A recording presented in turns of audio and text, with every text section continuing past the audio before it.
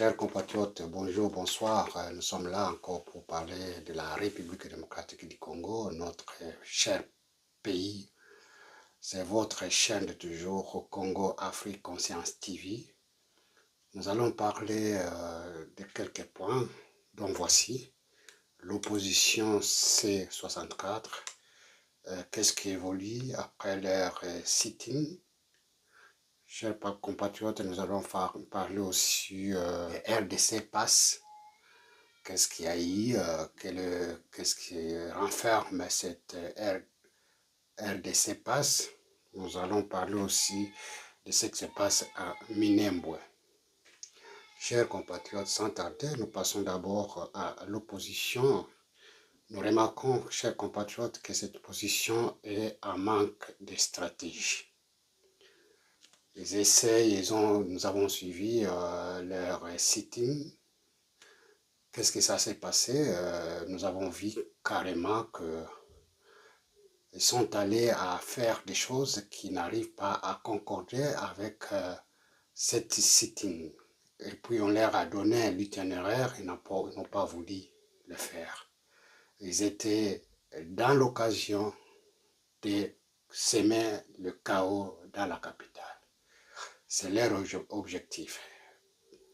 Et ils n'ont pas pu le faire, mais compte tenu de la population qui n'en voulait pas d'eux. Mais ce sont des opposants qui ne comprennent pas qu'ils sont ils sont en dérive, même s'ils sont soutenus par certains pays occidentaux, certains pays de l'Europe, certains pays dont retrouvent l'ère civile par la guerre de Kagame qui a amené dans la République démocratique du Congo. Donc, ces gens-là, ils ont armé certains individus par des armes blanches, des machettes. Nous avons vu des machettes tout à fait neuves qui ont été achetées pour cette fin. Donc, ils étaient dans l'objectif de mettre en chaos la capitale, de mettre KO toutes les institutions de la République démocratique du Congo. Et vous le savez, ils sont en train de défendre l'article 64. C'est comme s'ils n'arrivent pas à comprendre eux-mêmes qu'est-ce que ça signifie cet article. Chers compatriotes, nous ne devons pas continuer à voir comment ces gens-là sont en train de saboter les institutions établies. Vous avez suivi tous leurs déclarations.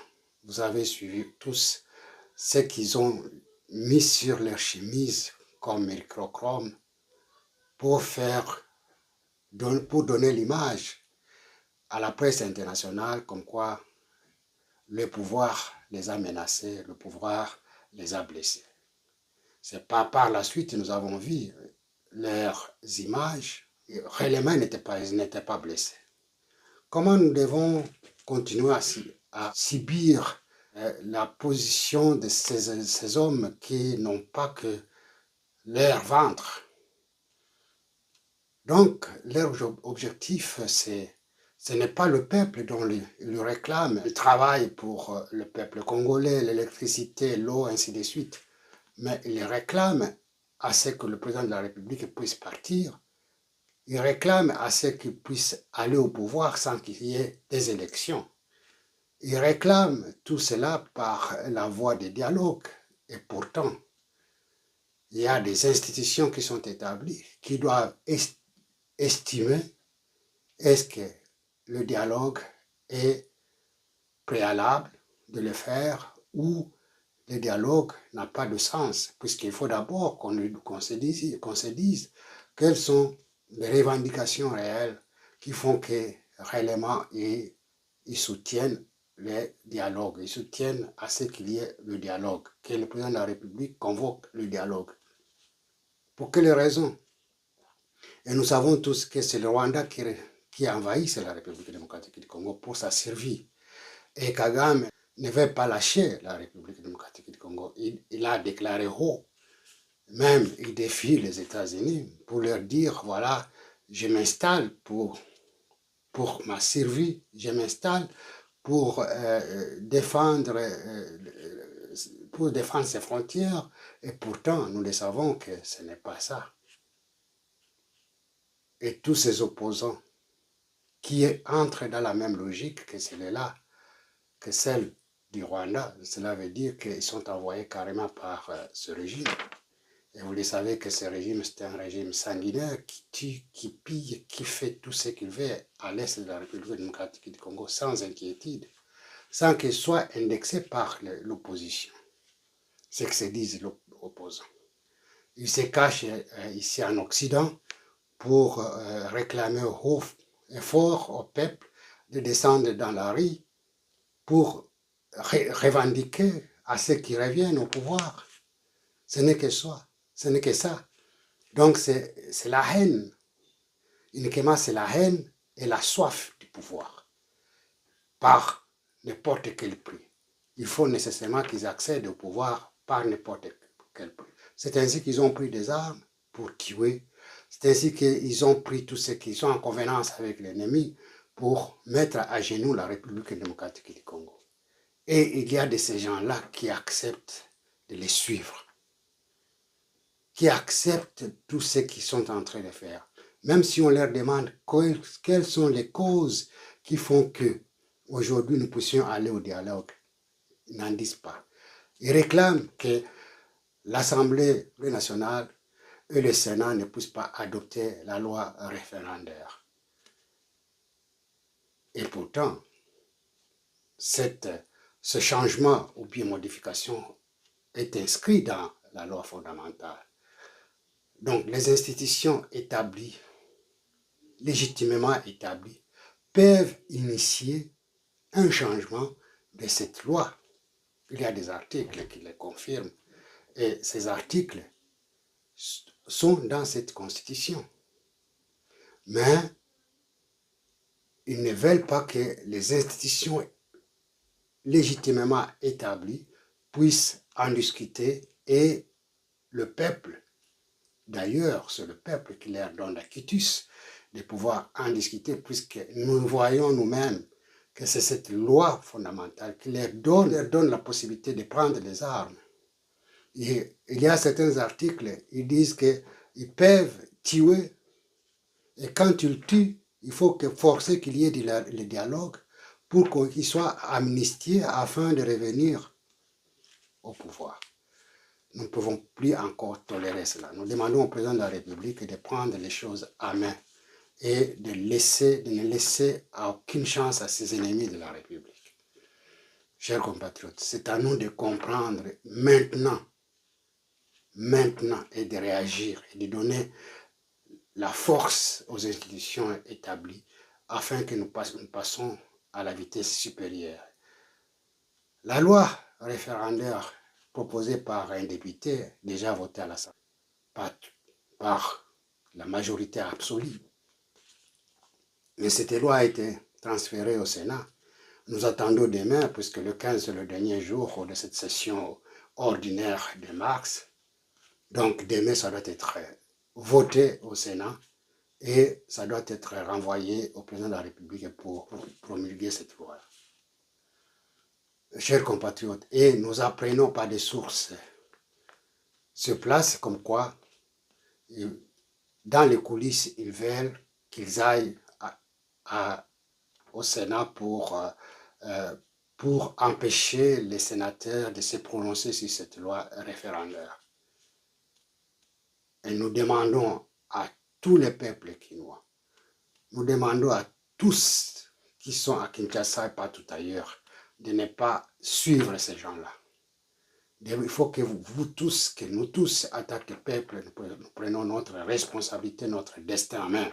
Car ce pays nous appartient tous, n'appartient pas à ces gens-là, des Fayoulou, des Katumbi et les autres, qui manquent d'arguments pour défendre si réellement il ne peut pas y avoir une discussion sur le changement de cette constitution. Vous le savez qu'il y a des articles très gênants, les articles qui font que ce pays a été tellement vendu et qu'aujourd'hui, ces hommes politiques n'arrivent pas à expliquer à la population les tenants, les aboutissants de ces articles. Mais aujourd'hui, on nous donne la chance d'en parler, d'en discuter, de voir ensemble qu'est-ce qui est retenu dans ces articles. Certains hommes politiques affamés qui réclament de ne pas, qui disent qu'on ne peut pas discuter sur cette loi référendaire. Et ils le savent. Hier, ils étaient dans la rue pour qu'on puisse changer cette constitution. Il y a ce Sanga même qui a proposé plusieurs articles pour amender cette constitution. Et aujourd'hui, puisque c'est le président Tshisekedi qui est au pouvoir, maintenant, il faut nécessairement qu'il quitte, qu'il vienne. Donc, c'est la haine et la jalousie de quelqu'un qui est là pour que nous ne puissions pas évoluer. Donc, chers compatriotes, ne suivez pas ces gens-là. Chers compatriotes, en âme et conscience, il faut intérioriser, même si on peut être limité dans la compréhension des choses de la vie. Essayez un peu de s'asseoir et réfléchissons sur le devenir de notre pays. De là où nous étions, de là où nous sommes aujourd'hui, et ce que nous devons devenir demain. Si réellement aujourd'hui nous ne prenons pas notre responsabilité en main en tant que peuple. Et nous avons la chance, puisqu'il y a des institutions dignes et établies qui nous accompagnent à comprendre et à mettre fin à cette constitution des belligérants.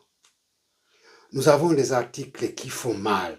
Par exemple, les articles 9, les articles 213, les articles 217, qui font que le pays était déjà parti, était dans les mains des ennemis.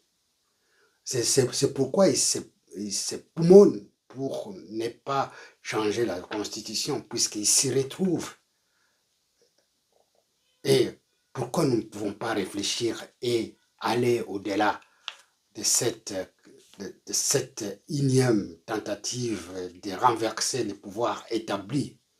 Chers compatriotes, ne laissons pas la chance à ces ennemis de la République. Prenons notre destin en main, aujourd'hui pas demain, et mettre à mal cette opposition, ces hommes qui sont corrompus, qui sont au service du mal. Et nous devons nous ressaisir pour ne pas accepter cela. Et quelques individus qui sont derrière ces hommes-là. Donc, nous devons leur faire comprendre qu'ils réfléchissent. Ils peuvent prendre les miettes qu'on leur donne, ne pas y aller, ne pas accepter d'y aller. Personne ne viendra encore vous demander pourquoi vous avez plus de l'argent et puis vous n'êtes pas allé à la manifestation. C'est à vous-même de décider. Et c'est là pour notre pays, un pays de nous tous, que demain ou après-demain, nous allons léguer à nos enfants un pays entier, un pays souverain, un pays fier, un pays sur lequel tout homme, tous nos enfants viendront vivre dans la tranquillité et le calme du cœur. Chers compatriotes, nous interpellons tous ensemble d'éveiller à cela, car le destin nous appartient. Ne donnez pas le cutus à ces gens-là. Même si demain, ils veulent descendre pour empêcher les sénateurs de se prononcer sur cette loi référendaire, donc n'accompagne pas ces individus. Et nous demandons même la justice, où est-ce qu'elle est? Tous ces gens qui se sont promenés avec des machettes. Mais il faut que les responsables soient amenés à la justice. Mais quand les opposants sont en train de dire que ce sont les forces de progrès, comment on peut identifier que telle ou telle personne c'est une force, c'est la force du progrès, ou bien ce sont des Kuluna, ou bien ce sont ces gens qu'ils ont payés? Donc, il faut qu'on attrape tous ces gens-là et qu'ils leur disent ce qui les a envoyés et qui a acheté les machettes pour eux, afin qu'ils se promènent dans la ville de Kinshasa pour massacrer les autres. Ils étaient en train de pousser, de faire des crimes pour incriminer le pouvoir en place. Mais ces crimes, il faut que la justice s'en occupe. Il faut que le parquet s'en occupe. Hein? Il faut que Vonde s'en occupe, puisqu'il y a des infractions flagrantes. Il faut nécessairement interpeller les responsables qui ont laissé à ce qui est de bavure. Nous apprenons qu'il y a eu mort d'homme. Donc, les responsables qui ont organisé cette sit-in, ils doivent être interpellés et répondre à leurs actes. Ce n'est pas au président de la République de le faire, c'est à vous en tant que responsable. On vous a donné, la responsabilité, il faut que vous agissez au nom de la République. Nous demandons aussi au président de la République de prendre les destins en main. C'est le peuple congolais qui l'ont voté à plus de 73%. Donc, il doit nécessairement maintenant se prononcer pour donner le quitus au peuple congolais afin d'aller de l'avant. Une fois que le Sénat se prononce sur ces lois référendaires, il faut que le président de la République directement promulgue la loi là-dessus. Et après cela, il faut qu'il se prononce d'ici le 30 juin sur cette loi référendaire que le peuple veut. Bon, on dit qu'il faut que l'Est soit, il n'y ait pas l'état de siège. Je crois que les autorités sont bien placées pour enlever cela à un moment opportun et amener son peuple au référendaire. Chers compatriotes, nous évoluons, donc nous attendons à ce que cela puisse se faire d'ici là. Et nous invitons le président de la République de conduire son peuple vers un référendum d'ici là. Chers compatriotes, hier, le 13 juin, nous sommes ici d'abord pour féliciter le président de la République,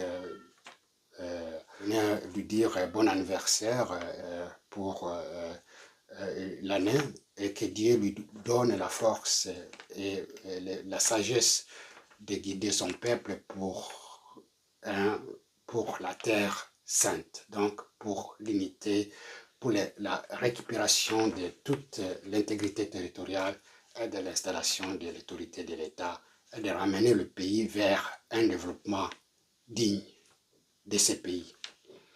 Chers compatriotes, hier, le président de la République a lancé la RDC Pass. La RDC Pass, c'est un outil qui permettra à tout Congolais de se rapprocher de l'administration et de ses services.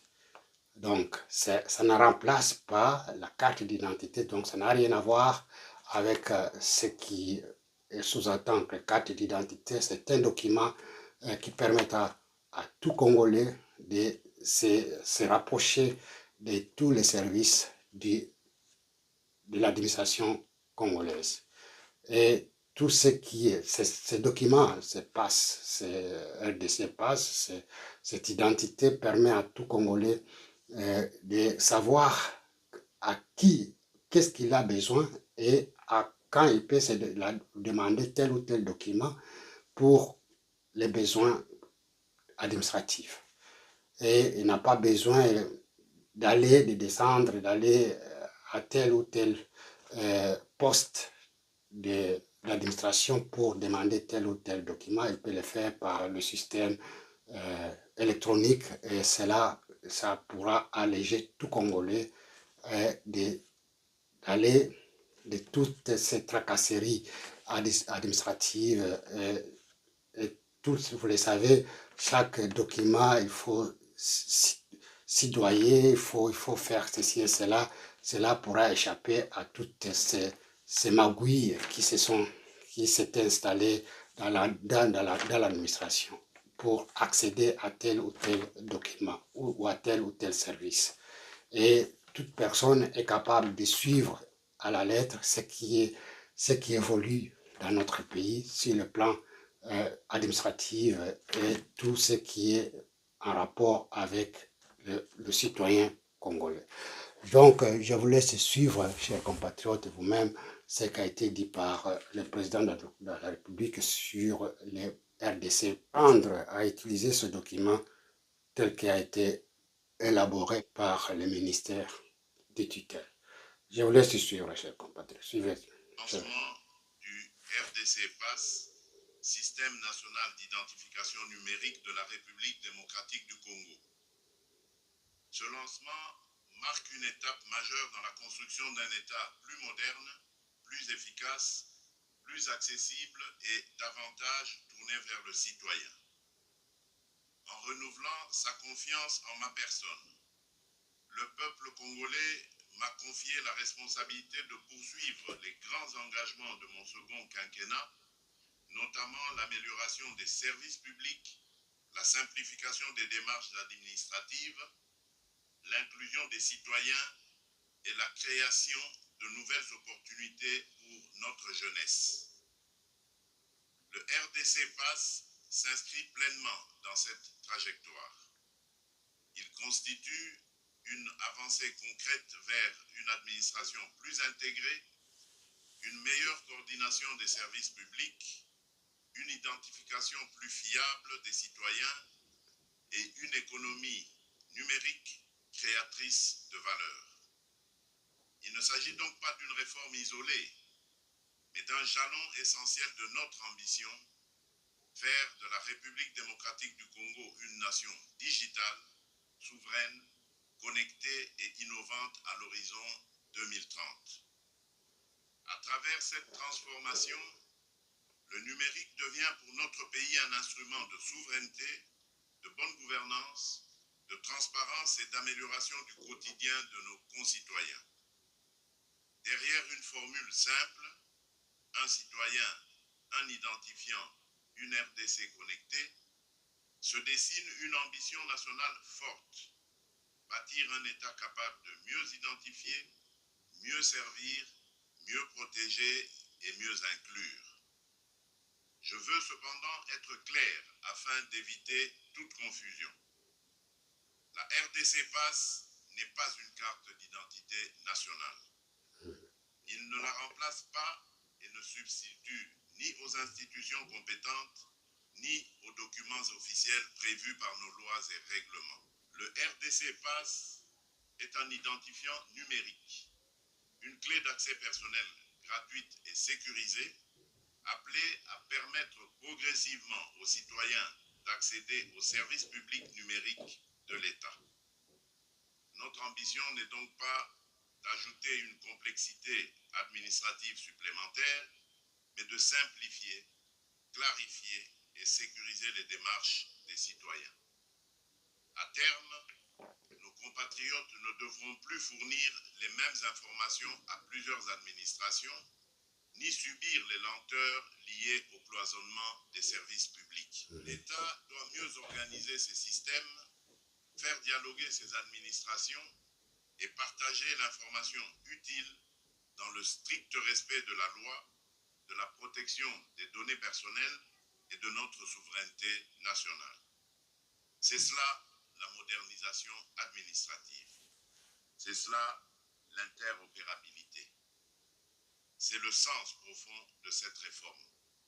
Permettre à l'État de mieux se coordonner pour mieux servir le citoyen. Chers compatriotes, vous avez suivi vous-même, donc ça ne remplace pas l'identité, c'est le rapprochement de l'administration aux administrés. Chers compatriotes, cela étant, nous poursuivons notre communication. Nous allons parler de Minembwe. Qu'est-ce qui se passe à Minembwe? Nous avons suivi les renforts qui sont venus du Rwanda il y a quelques jours pour renforcer ses troupes à Minembwe afin de mettre à mal les RDC, les forces armées congolaises et les Wazalendo. Mais cela en étant, nous avons essayé de contourner tout cela et puis nous avons pris Mikenge et tous ses environs. Quand nous avons pris Mikenge et tous ses environs, nous avons essayé de renforcer nos troupes par des attaques ciblées et aériennes qui ont fait du mal, les raids Tabara, Turaneo et RDF M23. Il y a des troupes, il y a beaucoup, il y a de ces hommes-là qui ont échappé, qui sont partis de là. Nous nous sommes retrouvés à 2 kilomètres du centre-ville de Minembwe. Qu'est-ce qui traîne afin que nous puissions prendre Minembwe, que nous puissions pénétrer directement Minembwe? C'est ce que nous ne comprenons pas jusque-là. Et nous savions qu'une fois que nous sommes rapprochés directement des Minembwe et nous pouvons directement aussi crier victoire aujourd'hui que nous avons pris le centre de Minembwe et nous avons mis à mal tous ces ennemis de la République. Mais nous essayons de voir de très près et qu'est-ce qui s'y passe. Mais je vais vous laisser suivre, chers compatriotes, ce qui se passe concrètement à Minembwe. Vous verrez que les forces armées congolaises ont fait un travail de quittant et le centre de Minembwe pour neutraliser, enfin faire de nettoyage pour que ces ennemis de la République ne puissent plus encore revenir et avoir encore Minembwe dans leur champ de bataille. Je vais vous laisser suivre sur cette action des forces armées congolaises. Contournement en traversant les montagnes avec pour objectif de partir du petit village de Kitavi pour atteindre le centre d'Ilundu. Cette tentative d'infiltration a été stoppée par l'utilisation de bombes de drone qui ont détruit ces lignes de militaires.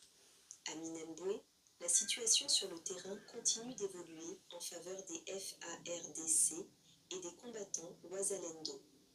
Les groupes rebelles, autrefois actifs dans plusieurs zones stratégiques, ne disposent plus de la même capacité de manœuvre ni de la même influence opérationnelle.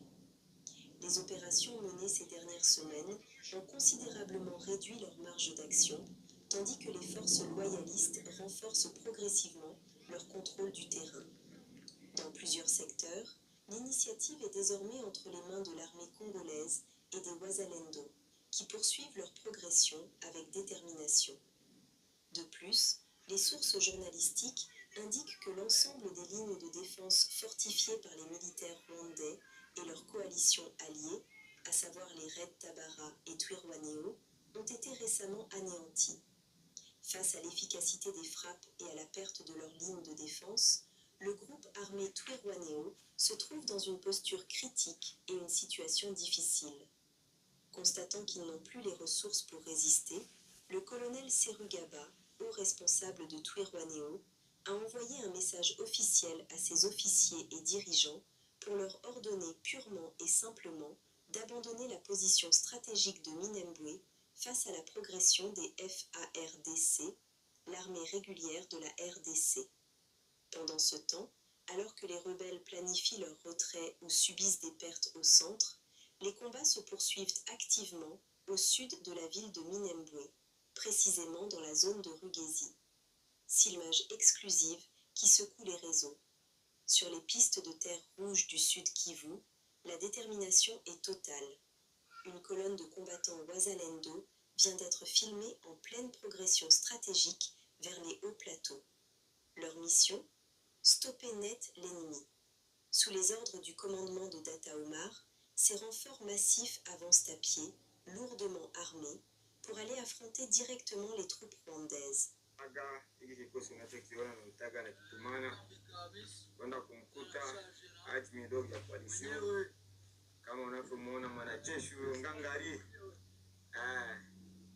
Data Omar anasema anatumana kikosi kwenda kumkuta admiral ya coalition ya Ngoma Nzito.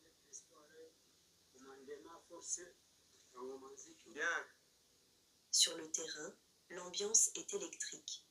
Des jeunes combattants Kadogo, aux soldats aguerris comme Ngangari, tous affichent une confiance inébranlable. Menés d'une main de fer par le commandant de secteur Amibi, ces hommes envoient un message fort. Visage camouflé pour la brousse, l'un d'eux lance face caméra. Force et espoir, on monte dans les montagnes, on part les déloger. Alors que les combats font rage pour le contrôle des crêtes stratégiques et des hauteurs, cette offensive s'annonce décisive pour briser les lignes ennemies. Kadogo, Roma Takaka, MPDAC, tunaenda kumkuta admiral wa coalition Meshaki Raji, naongozwa na komanda Amibi, yani aongoza kikosi kwenda kumkuta admiral wa coalition Meshaki Raji. Coalition ya Ngoma Nzito, MPDAC, kosi kinachoongozwa. Nous avons suivi vous-même que les FARDC et les Wazalendo poursuivent cette bataille. Ils sont en train de récupérer tous ces villages au niveau environnant de Minembwe Centre. Je crois que dans les heures à venir, nous serons informés comme quoi nous avons pénétré dans Minembwe Centre. C'est très très important. Et nous disons aussi qu'au niveau du Touri et de Beni, les choses vraiment se détériorent. Et nous demandons si le gouverneur du Nord Kivu installé à Beni, qu'est-ce qu'il fait pratiquement. Quand Kagame est en perte de vitesse et laissé un peu d'utiliser des FDLR, d'autres rebelles, afin de déstabiliser encore cette partie-là de Beni. Et vous avez vu qu'il y a eu des massacres, on a tué la population innocente. Nous demandons où est-ce qu'il se trouverait. Et nous apprendrons, si c'est vrai, qu'il est dans les affaires, que dans la stratégie de combattre l'ennemi sur le terrain. Sûrement, et cela étant, donc les autorités à Kinshasa, nous leur demandons de pouvoir réagir à temps avant que les choses ne puissent se gâter. Chers compatriotes, c'est ça là, le cri d'alarme, c'est ça le patriotisme. Donc, forcer les autorités à agir à temps avant qu'il soit trop tard. Chers compatriotes, c'est à ce terme que nous mettons fin de ce message que nous voulions partager avec nos compatriotes pour le salut de notre pays. Et nous espérons que dans les jours à venir, avec la grâce du Seigneur Tout-Puissant, qui nous guide toujours, qui nous donne des orientations toujours, qui nous assiste, que nous puissions demain ou après-demain récupérer l'entièreté de notre pays et de chasser l'ennemi de la République démocratique du Congo. Nous attendons d'ici le 17 juillet, tel qu'annoncé par l'administration Trump, afin que Kagame puisse enlever ses troupes de l'Est de la République démocratique du Congo et pour que les choses puissent revenir à la normale. Cela étant, je vous dis merci, likez, partagez ce message partout où vous êtes pour nous accompagner dans tout ce que nous sommes en train de faire. Remercions de ces actes d'accompagnement. Et cela étant, je vous dis bonsoir chez vous, que Dieu vous bénisse, que Dieu vous garde, que pour le salut de notre pays. Merci. À la prochaine.